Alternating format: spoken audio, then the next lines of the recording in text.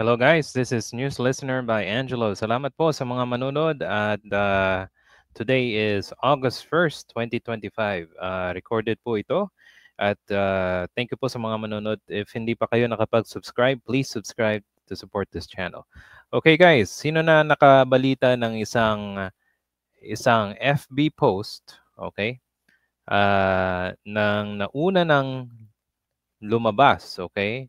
Ito ay lumabas bago ang desisyon ng Supreme Court sa impeachment trial case ni Sara Duterte. Ano niya na ba to? Narinig niyo na ba to?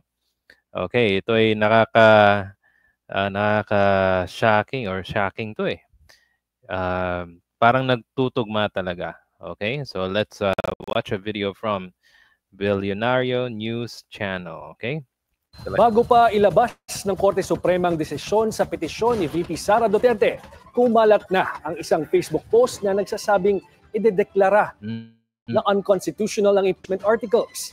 Yan, kung natatandaan nyo, guys, last time, nagdesisyon yung Supreme Court, I think, Sabado ata nun na unconstitutional tong impeachment case laban kay Sara Duterte. At kumalat daw itong FB post few days before. Okay? And nakakabahala, 'di ba? Parang plinano Okay? But anyway, let's listen more. Ikinagulat at kinestyon ito ngayon ng ilang legal expert. Alamin ang mga detalye sa Agenda Weekend Report ni Joash Malimbay. Ilang araw bago opisyal na ilabas ng Korte Suprema ang kanilang ruling sa petisyon ni Vice President Sara Duterte, kumalat ang isang post na sinasabing idedeklarang unconstitutional ang Articles of Impeachment. Sa Facebook post ng kolumnistang si Antonio Montalban, sinabi nito na... Okay, so si Sir Antonio Montalban, meron siyang isang insider. At kung titignan nyo, sabi dito, there will be no more impeachment trial. Supreme Court insider relayed this news sa kanya, okay? The reason why Escudero redefined forthwith and stalled the trial because the Supreme Court anytime now will release its decision declaring the impeachment trial of Sara Duterte as unconstitutional. Kung natatandaan nyo, yung impeachment articles ay napasa sa Senado before ito mag-adjourn. Okay? Bago ito mag-break. Okay? At itong si Chis Escudero, yung kanyang definition or pagkakaintindi niya ng forthwith ay hindi daw dali-dali. Hindi daw madali. Anong nangyari? Forthwith, naging 4 months. Eh ngayon, ano nangyari? O diba? Ang daming plano nila. Right? At kung titignan mo, parang talagang plinano iisipin ng mga tao, ay, yung Supreme Court na yung nagdesisyon. Pero kung iisipin mo, parang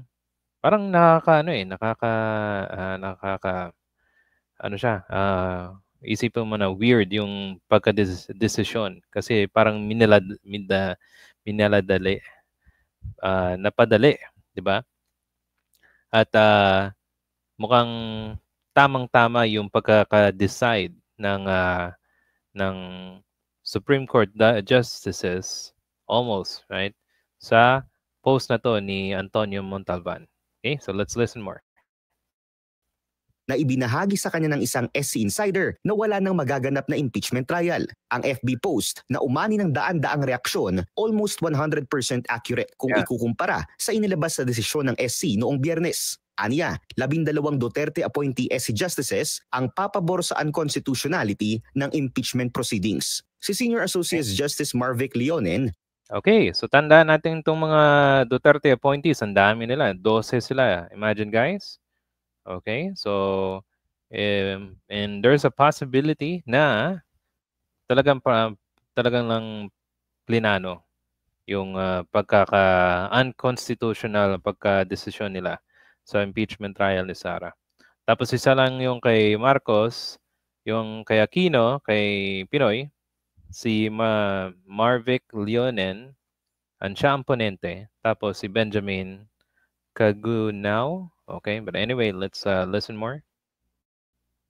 Ang magiging ponente ng desisyon. Samantalang sina Justices Benjamin Caguiwa at Raul Villanueva raw ang hindi sasang-ayon dito. Tanging sina Justices Leonen at Caguiwa na lang ang natitirang Aquino appointees, samantalang si Justice Villanueva naman ang nag-iisang Marcos appointee. Nang ilabas ang ruling ng SC, kumpirmado na si Justice Leonen ang ponente. Pero ang naging voting process, unanimous. Kung ikukumpara sa impormasyon ng umano'y SC Insider, imbis na mag-dissent, nag-inhibit o piniling hindi bumoto ni Justice Caguiwa.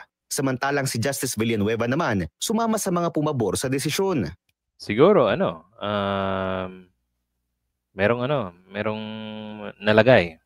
Diba?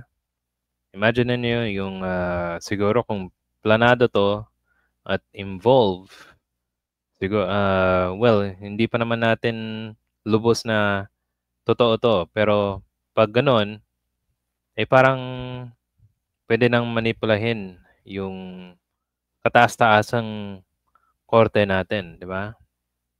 Hindi ko naman sinasabi na nangyari, pero batay sa post, di ba? Okay? Parang nagtugma talaga. Ang isang Duterte appointee na si Justice Singh hindi rin nag-participate dahil on leave. Ayon sa umano'y SC Insider, politika ang nasa likod ng latest ruling ng SC. Yan. Kaya politika. Kung iisipin mo, kung may impeach si Sara, hindi na siya magiging hindi na siya pwedeng umawak ng kahit anong pwesto. Diba?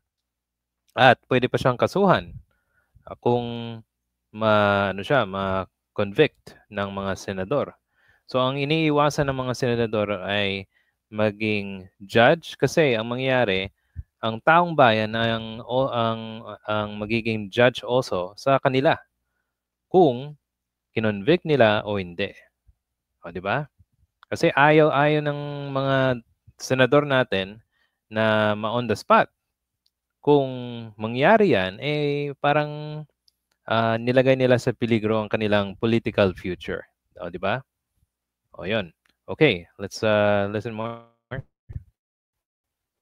FB post ni Montalban, sinabi rito na sinadya umano ni Senator Cheese Escudero na i-delay ang trial dahil alam niya di ba nangyari?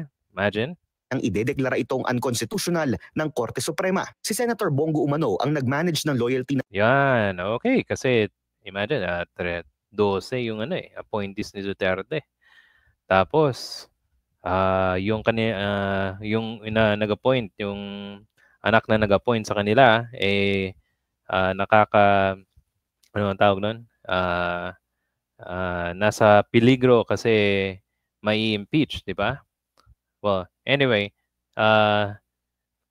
kung titignan mo talaga, nagtutugma, tapos nangyayari pagkalaunan, so may papaisip ka talaga na parang parang sinadya, 'di ba?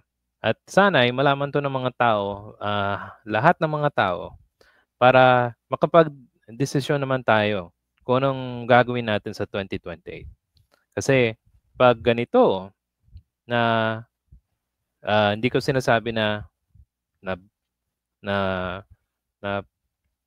tatapalan ng pera ang Korte Suprema.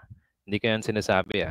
Pero kung ganyan, anong mangyayari sa ating mga Pilipino? Paano yung tinatawag nating responsibility? Accountability. Yun. Mas maganda yan. Paano yung accountability ng ating mga government official? Kung hindi natin sila mapanagot sa kanilang mga kasalanan. Diba?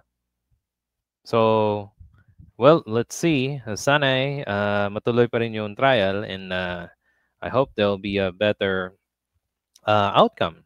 At sana, kahit alam naman natin yung mga senador, halos pabor kay Cheese at sa pag-dismiss. Okay? Pero dapat hindi ma-dismiss I hope there's a good turnout, public pressure natin itong mga senador na to na hindi na nag-o-abuse na panig sa mga Duterte, panig kay Sara Duterte. Okay. Anyway, guys, thank you. If you have any comments or suggestion, please type it down and I'll see you in the next video. Salamat po. Thank you.